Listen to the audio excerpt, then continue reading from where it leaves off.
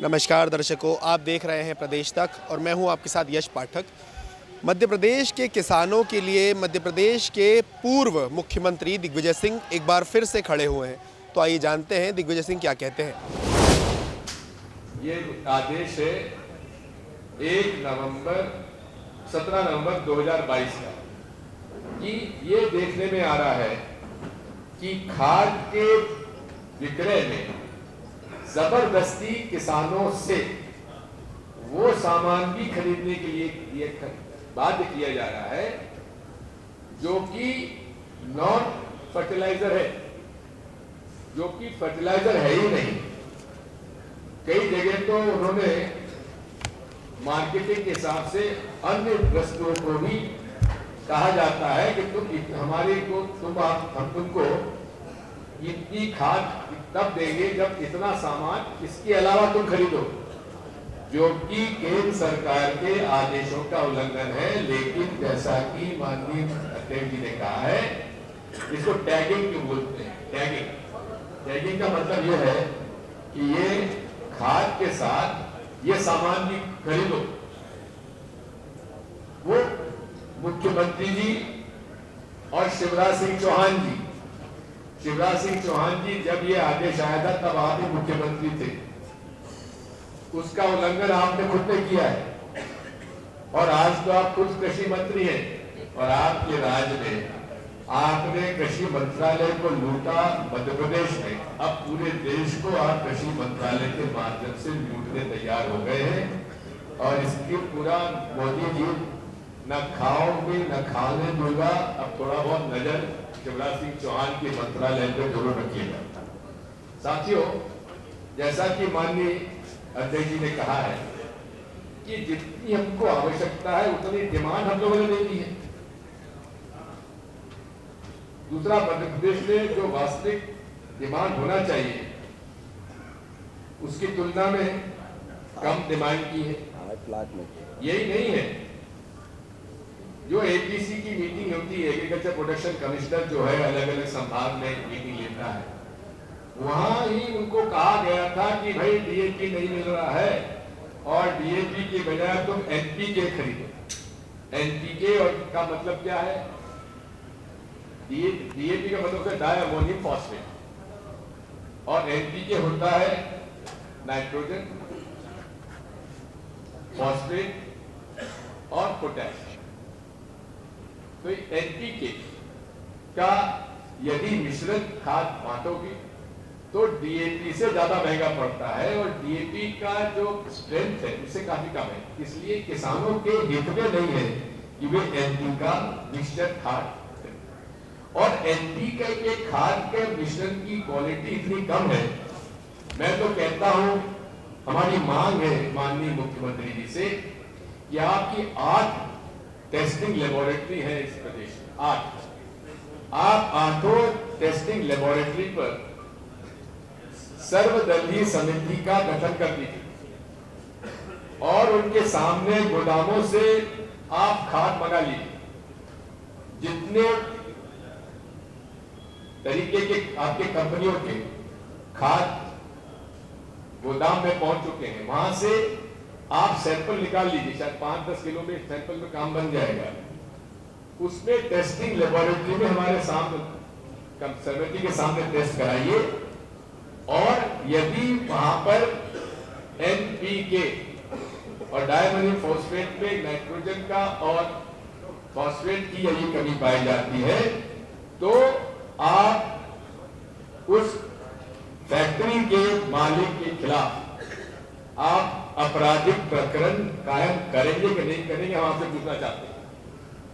अब ये उदाहरण मैं आपको देता हूं राजगढ़ जिले का। राजगढ़ जिले में वहां के जिला कलेक्टर महोदय ने एक सहकारी समिति के गोदाम का खाद का टेस्टिंग कराया और उसमें टेस्टिंग में जो 20% से ज्यादा वहां का स्ट्रेंथ होना चाहिए वो केवल 4% पाई गई, यानी कि 1/4 भी नहीं।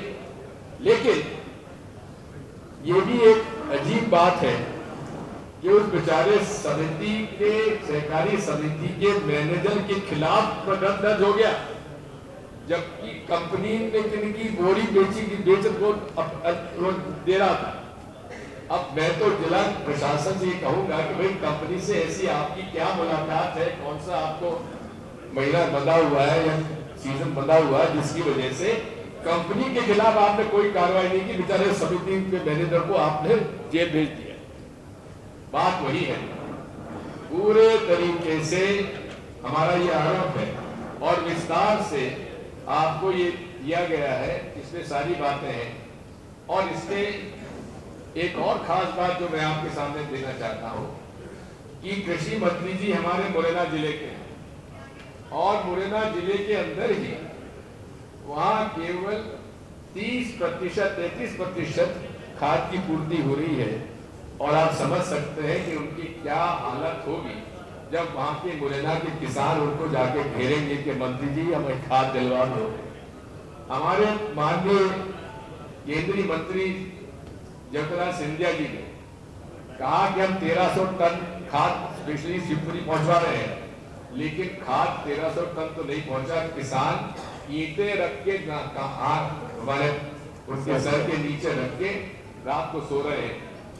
बात वही है कि आज इसमें इस बात को भी देखना है कि हमेशा से ये कृषि विभाग के हमेशा कहते हैं कि हम लोगों ने सहकारी बैंकों के 100% किसानों को 0% ब्याज पे हम कर्जा दे रहे हैं। जनाब, सहकारी बैंकों के माध्यम से या अन्य कानों पे जहां किसानों को आप 0% ब्याज पे दे रहे हैं, लेकिन आप उनको मजबूर कर रहे हैं कि तुम प्राइवेट लोगों से नगद खाद खरीदो, तो फिर अपने आप उसमें क्या हाल होंगे, इस बात को समझने की आवश्यकता है।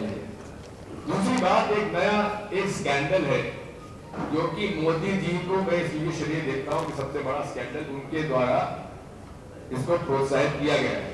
नैनो खाद, नैनो यूरिया और नैनो डीएपी, ये उन्हीं के दिमाग की उपज है, नैनो।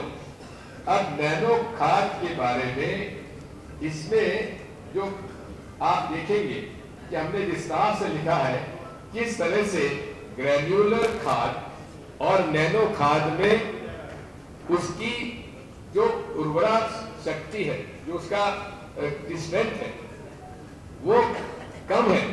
और ग्रेन्युलर खाद ईमानदारी से अगर सही हो तो उससे उसकी ज्यादा स्ट्रेंथ होने के कारण प्रति किलो घाटा किसानों को कितना होता है उसका उल्लेख हमने आपको दिया है। मैं ये भी कहना चाहता हूं कि इसमें प्राइस वेरिएशन जो है यूरिया में, ग्रेन्युलर यूरिया और नैनो यूरिया का, वो खेत खाद यात्रा निकालेगी। साथियों, मैं आपसे इतना ही कहना चाहता हूं, ठीक है, कृषि विभाग आज सबसे बड़ा कमल पटेल जी के को जाने के बाद अब नए इंदर सिंह कंसाना आए हैं। खुलेआम भ्रष्टाचार चल रहा है, सहकारी बैंकों के चुनाव नहीं हो रहे, समितियों के चुनाव नहीं हो रहे, मंडियों के चुनाव नहीं हो रहे, महीना बना हुआ। और मत जैसे थाने बटे हुए हैं वैसे मंडियों बटी हुई है, और मंडियों में महीने के महीने मंत्रियों के पास, मेरा आरोप है उसमें कितना मंत्रियों के पास जाता है, कितना विद्या कोठी में जाता है मैं नहीं जानता, लेकिन इतना जरूर मैं जानता हूं कि बहुत बड़े पैमाने पर कृषि विभाग, आप क्योंकि मैं भी कृषि मंत्री रहा हूं सन 80 से 82 के बीच में, तब से लेकर आज तक थोड़ा बहुत कृषि का मैं अध्ययन करता रहा हूं। और हमारे भाई केदार सिरोही जो कि पहले ये एग्रीकल्चर ग्रेजुएट भी हैं और एग्रीकल्चर ग्रेजुएट के साथ साथ एग्रीकल्चर मार्केटिंग को बहुत अच्छा समझते हैं, ये भी मेरा ज्ञान अर्जन करते रहते हैं। इसलिए ये सब जो उन्होंने रिसर्च किया है वो मैंने आपके सामने प्रस्तुत किया है। आप सब मैं हमारे अध्यक्ष जी को भी एक बात सही कहा है, अरे भाई पूरे प्रदेश में जन सुनवाई होती है, जन सुनवाई के लिए मंगलवार आपने तय किया है, हर जिला कलेक्टरेट में जन सुनवाई होती है, तो मुख्यमंत्री जी जन सुनवाई के लिए आप भोपाल में भी एक जन सुनवाई हम लोगों ने कर लिया करिए, इसमें क्या आपत्ति है आपको? जिस तरह से जिला कलेक्टर जन सुनवाई जिलों में करते हैं, आप राजधानी में, चाहे आप घर पे या चाहे आप अपने कार्यालय में, आप जो प्रमुख राजनीतिक दल के अध्यक्ष हैं, हमारे विपक्ष के नेता हैं या अन्य दलों के नेता हैं, उन सबको जन सुनवाई के लिए बुला लिया करिए हर हफ्ते। तो हम मंगलवार में आके आपको जन सुनवाई दे दिया करेंगे, और गैर राजनीतिक ढंग से, चाहे खाद की बात हो, चाहे बीज की बात हो, चाहे सोयाबीन की खरीद की बात हो। अब तो यूरिया की कमी आपको अभी जैसे गेहूं बोनी हो जाएगी पूरी, उसके बाद दिसंबर के बाद आप देखिएगा यूरिया में किस कदर मार बस्ती, जिस तरह से डीएपी की मच रही है। यही सारी बातें आपके सामने रखी हैं, कोई प्रश्न हो तो आप बड़ी बात है। तो जैसा कि आपने सुना, ये थे मध्य प्रदेश कांग्रेस के पूर्व मुख्यमंत्री दिग्विजय सिंह, जिन्होंने किसानों के लिए जो उनके खाद सही मूल्य पे नहीं मिल रहे हैं, उनकी जो फसलें हैं वो सही मूल्य पे नहीं बेची जा रही हैं, इसके लिए मध्य प्रदेश की भाजपा सरकार को दोषी ठहराया है। तो अब देखना ये होगा पूर्व मुख्यमंत्री दिग्विजय सिंह की इस बात पर भाजपा से प्रत्युत्तर होता है या नहीं। कैमरामैन ललित के साथ मैं यश पाठक, प्रदेश तक।